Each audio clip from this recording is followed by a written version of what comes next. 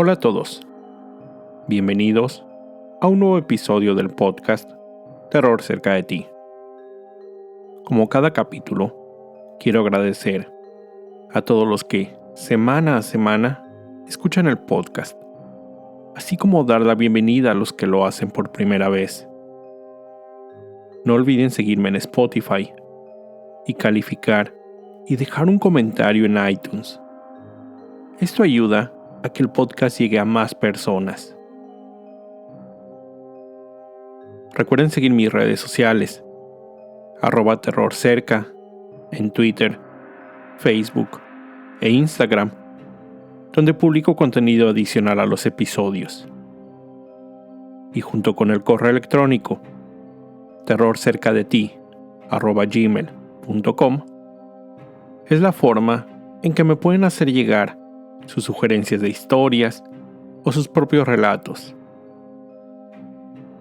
También pueden buscarme en la plataforma Goodreads, donde estaré publicando las reseñas sobre libros que he incluido en episodios anteriores. Esta es la historia de esta semana. Ubicada en el condado de Dutchess, a 120 kilómetros de la ciudad de Nueva York, se ubica Poughkeepsie, una pequeña ciudad con alrededor de 35,000 habitantes. A mediados de la década de los 90, en este lugar, se reportaron una serie de desapariciones que terminarían de la peor manera. En octubre de 1996, Wendy Myers, de 30 años de edad, fue reportada como desaparecida del poblado de Lloyd. Fue descrita como una mujer blanca, de constitución delgada, corta estatura, ojos castaños y cabello corto y color café. Había sido vista por última vez cerca de un motel en un poblado cercano. En diciembre del 96, Gina Barón, de 29 años, fue reportada por su madre como desaparecida. Tenía el cabello café, corta estatura y complexión delgada. Había sido vista el 29 de noviembre en el centro de la ciudad de Poughkeepsie, aparentemente discutiendo con un hombre. Enero del 97. Kathleen Hurley, de 47 años, desapareció. La última vez que se la había visto fue en las calles del centro de Poughkeepsie. También era de tez blanca, cabello café y complexión delgada. En marzo de 1997, Catherine Marsh, de 31 años, fue reportada como desaparecida por su madre. Había sido vista por última vez en Poughkeepsie hacía más de 4 meses.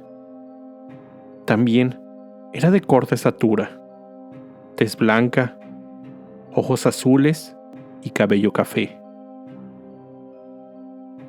Con todas esas desapariciones, la policía de Poughkeepsie pensó que podía tener en sus manos el caso de un asesino serial, por lo que decidió contactar al FBI solicitando su ayuda. Sin embargo, los investigadores, aunque interesados en el caso, se encontraban limitados, ya que para poder establecer un perfil criminal, necesitaban por lo menos una escena del crimen. En octubre del 97, Michelle Eason, de 27 años, fue reportada como desaparecida. Al igual que los reportes anteriores, Michelle había sido vista por última vez en las calles del centro de la ciudad de Poughkeepsie.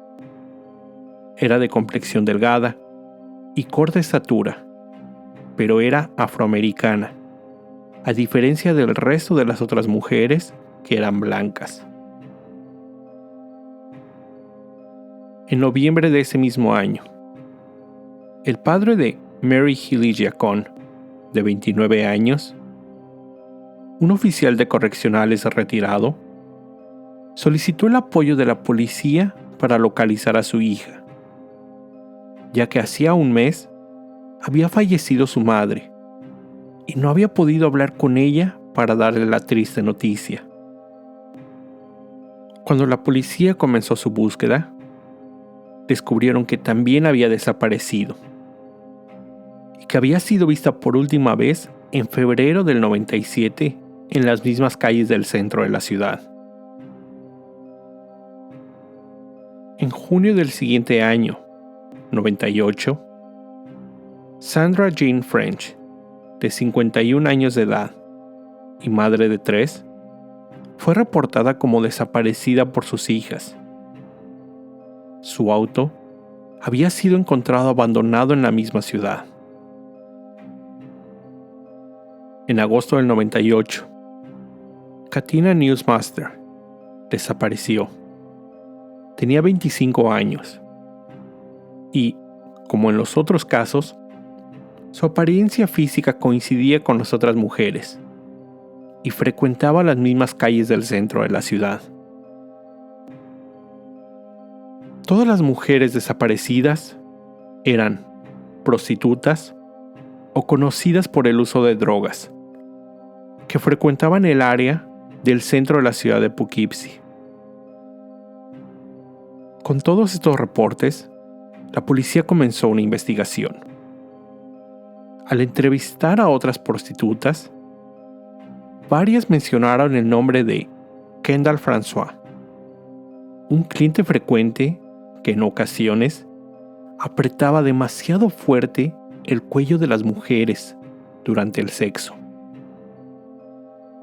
Las autoridades lo nombraron como persona de interés en las desapariciones, pero aún sin tener la certeza de que algún crimen había sido cometido.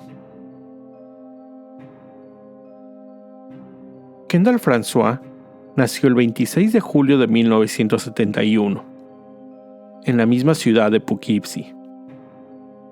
Sus vecinos lo recuerdan como un niño grande. Los niños del área frecuentemente se burlaban de él por su tamaño. Cuando tenía 14 años, pesaba más de 110 kilos y medía 1,90 centímetros. Durante la preparatoria, fue un estudiante promedio, reservado, con pocos amigos, pero por su corpulencia, formó parte del equipo de lucha y fútbol americano. En 1989, al terminar la preparatoria, se enlistó en el ejército. Fue estacionado en el Fuerte Seal, en Oklahoma, y después transferido a Honolulu, Hawái. En el 94, fue dado de baja del ejército. En algunas fuentes encontré que fue debido a su peso, por lo que regresó a su ciudad natal y se mudó a casa de sus padres, donde también vivía su hermana menor, que se encontraba estudiando en la universidad. En su regreso a Poughkeepsie, se desempeñó como sustituto del equipo de seguridad del distrito escolar del área. En abril del 96, fue promovido a supervisor de pasillo y detención en la escuela secundaria Arlington.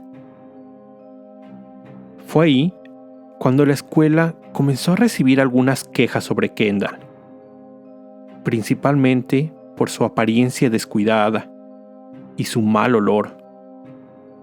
Es más, algunos de los jóvenes de la escuela se burlaban de él y lo llamaban stinky, apestoso, a sus espaldas.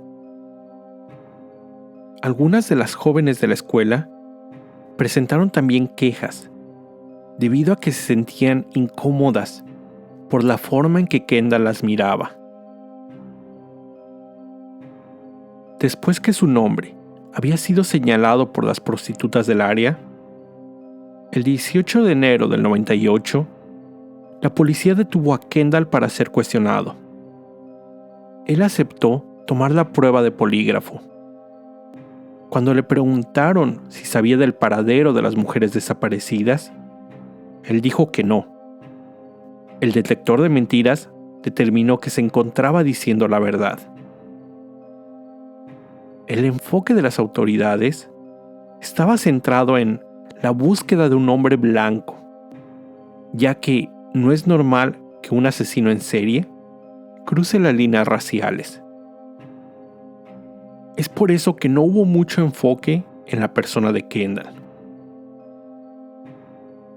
Y solo recordando, en estos momentos, enero del 98, ya habían sido reportadas como desaparecidas 5 mujeres. Ese mismo mes, y solo 5 días después de ser cuestionado por la policía, Kendall se acercó en su auto a Laura Gallagher. Después de negociar, Laura aceptó ir con Kendall para tener relaciones en la casa del hombre. Una vez en la habitación de Kendall, mientras tenían relaciones, él puso sus grandes manos alrededor del cuello de la mujer, sofocándola hasta que perdió el conocimiento. Pero Laura no se daría por vencida fácilmente. Recobró la conciencia y, a pesar de la diferencia de peso y tamaño entre los dos, ella forcejeó con su atacante y después de platicar, lo convenció de que la regresara al lugar donde la había encontrado. Muy a su pesar, Kendall aceptó y condujo a Laura al lugar donde la había recogido. Una vez en la calle, Laura le contó a otra mujer su experiencia, quien la llevó con la policía para que presentara cargos. Laura brindó su declaración, pero por alguna razón no la firmó hasta casi un mes después. Una vez que el documento fue firmado, Kendall fue arrestado inmediatamente y acusado de agresiones. El 18 de mayo, el hombre es sometido a juicio y se declaró culpable por el cargo de agresiones en tercer grado, pero sentenciado a solo 15 días en prisión. Y después de solo 7, fue puesto en libertad. Después de ser liberado, más mujeres desaparecieron. Entre ellas, las ya mencionadas Sandra French y Katina Newsmaster. El 2 de septiembre del 98, Diane Franco, prostituta del área del centro de Poughkeepsie, es abordada por un posible cliente. Después de negociar, ella sube al auto del hombre y conducida a su casa.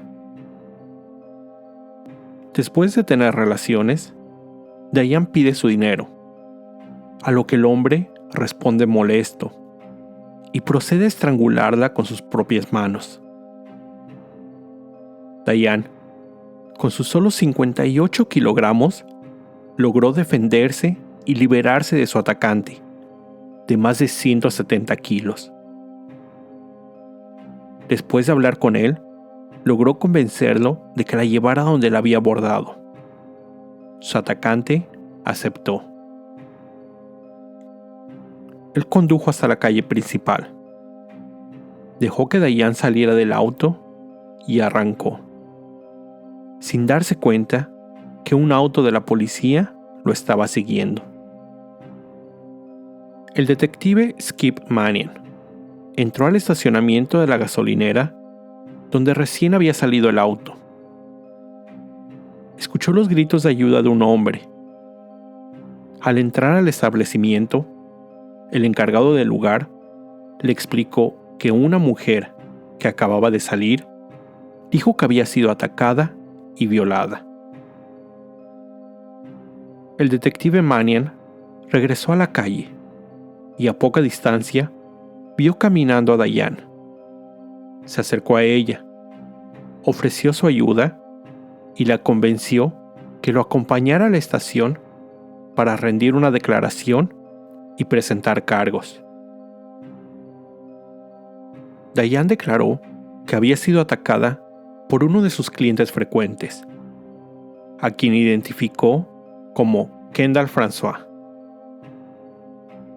La policía se presentó en su domicilio, ubicado en la avenida Fulton, pidiendo a Kendall los acompañara para brindar su declaración. Él aceptó. Kendall fue llevado a la estación policial. Le fueron leídos sus derechos y aceptó hablar con ellos sin la presencia de un abogado.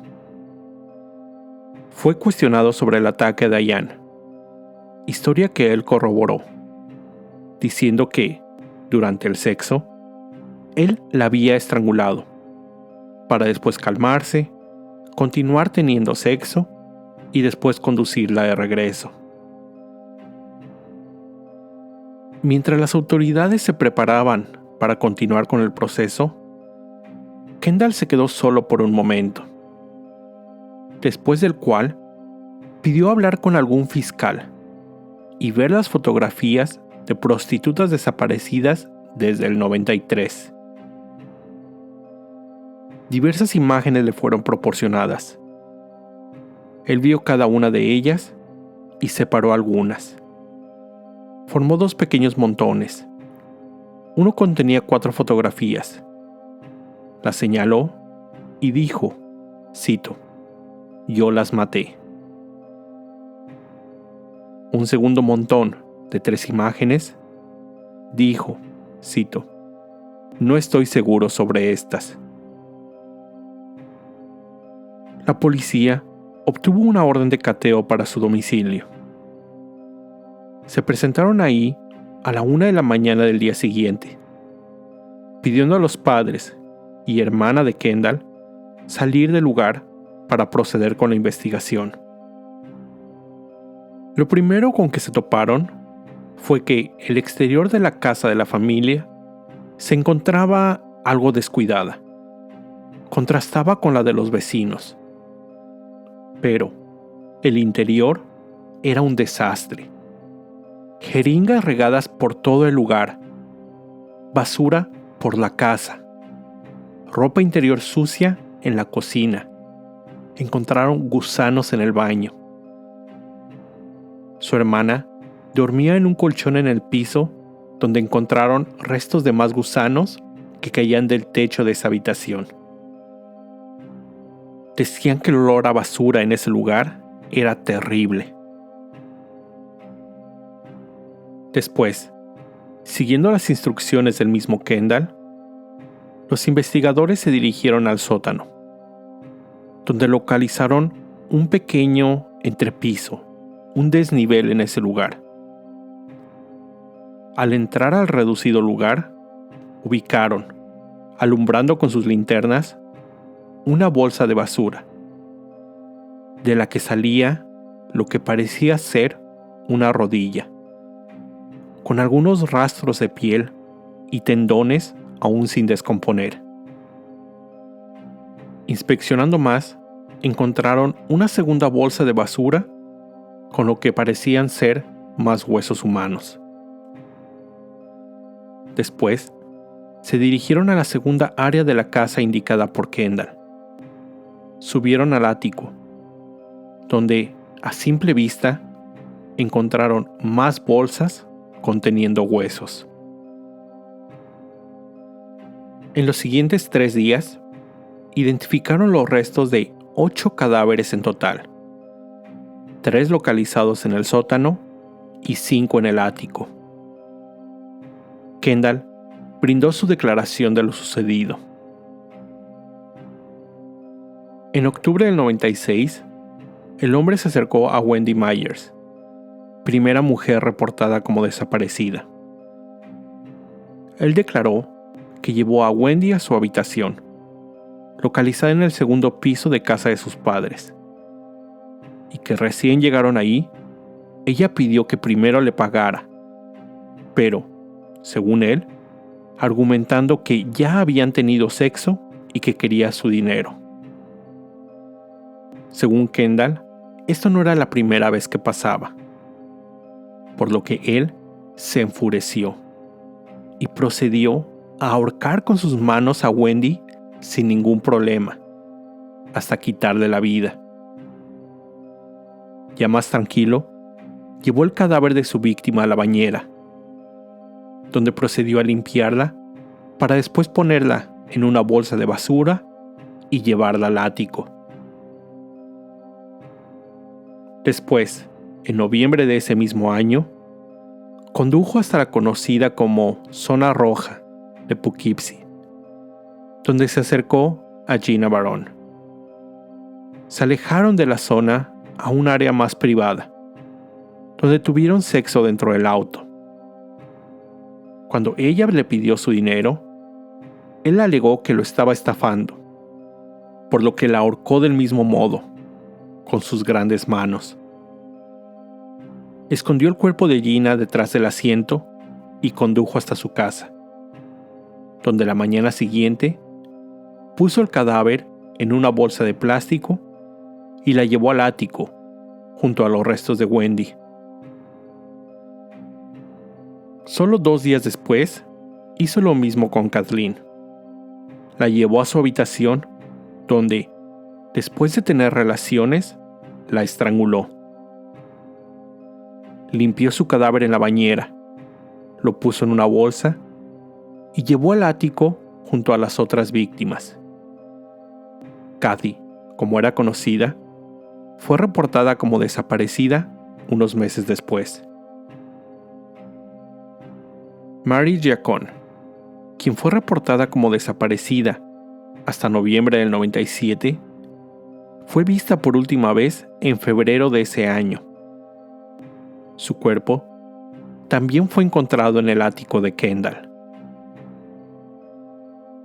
Sandra French, quien fue vista por última vez el 12 de junio del 98 y reportada como desaparecida ese mismo mes, había corrido la misma suerte. Solo que, después de ser asesinada y limpiada, Kendall la llevó al ático, pero vio que ya eran muchos los cuerpos acumulados ahí.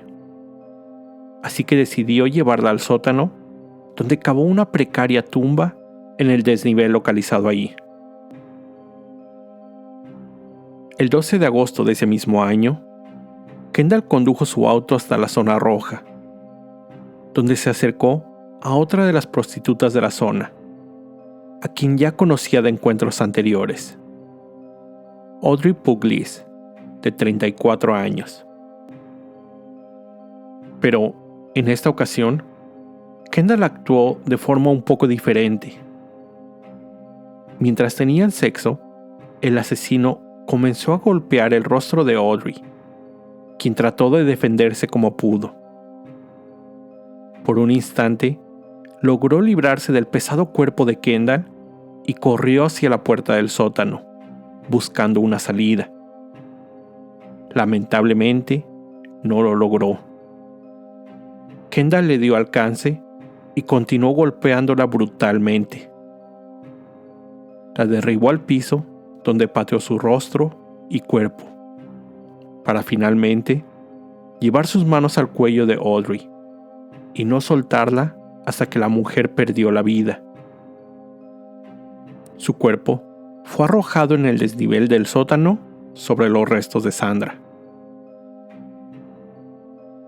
Solo 13 días después, Kendall cometería su último asesinato, cuando llevó a Katina Newsmaster a su casa y dispondría de su cadáver en el sótano. El cuerpo de Michelle Eason nunca fue encontrado. De los restos ubicados en la casa de Kendall, todos los cráneos habían sido separados del resto del esqueleto y puestos juntos en una pequeña alberca inflable, posiblemente siendo considerados sus trofeos. Kendall François fue acusado de 8 homicidios en segundo grado y un cargo por agresión. En su deposición frente al juez y familiares de sus víctimas, él se declaró inocente, aún después de haber brindado su declaración. Su abogado defensor, sabiendo que Kendall era culpable y consciente de toda la evidencia en su contra, intentó llegar a un acuerdo con el fiscal de distrito, declararse culpable de los crímenes para evitar la pena de muerte. Sin embargo, el fiscal rechazó el acuerdo y el 24 de diciembre del 98 anunció que pedirían la pena de muerte en el juicio contra Kendall. El 22 de junio del 2000, como parte del proceso, el acusado se presenta de nuevo frente al juez para confirmar su primer declaración. Sin embargo, en esta segunda ocasión, cuando le preguntaron cómo se declaraba ante los cargos, él aceptó la culpabilidad. El 8 de agosto, recibió sentencia. Sería enviado a una prisión en el estado de Nueva York, cumpliendo una pena de 25 años por cada homicidio. Penas que serían acumulativas, por un total de 200 años en prisión, más de 1 a 3 por las agresiones contra Diane Franco, sin posibilidad a salir bajo fianza. Su familia aparentaba ser una familia normal de clase media. Paulette, la madre de Kendall, era una consejera vocacional para personas con problemas mentales. Sus padres después declararían que desconocían lo que hacía su hijo. No sospechaban de los horrendos actos que cometía en su propia casa. Su padre solo confesó que Kendall pasaba demasiado tiempo en el ático.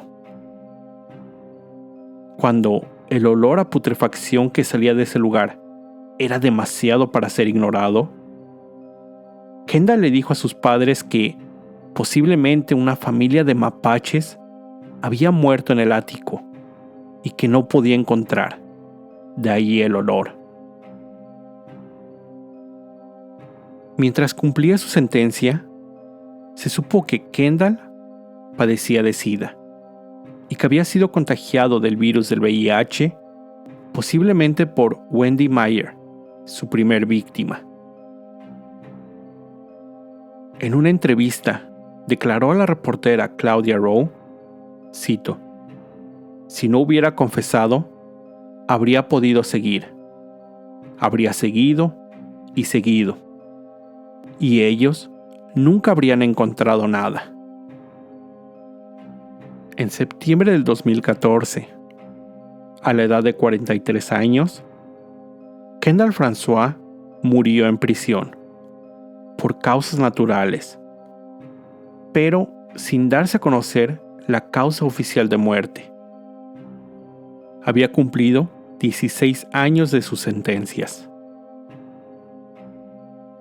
Como en muchos otros casos de asesinos seriales, estos escogen víctimas de un grupo social marginado, que sus desapariciones no llamarían la atención de las autoridades o los medios. Se supo que en por lo menos 2 ocasiones, diferentes mujeres, prostitutas o drogadictas, intentaron reportar a la policía los golpes e intentos de asfixia por parte de Kendall, pero, por su condición, fueron ignoradas. Si la policía hubiera hecho caso a estos reportes e investigado como debería, algunos de estos asesinatos posiblemente se hubieran podido prevenir. Con esto llego al final de este episodio. Como siempre, te recuerdo estar alerta de todo lo que pasa a tu alrededor, ya que el terror está donde menos te lo esperas. El terror está cerca de ti. Cuando el miedo se convierte en terror, hay una historia que contar.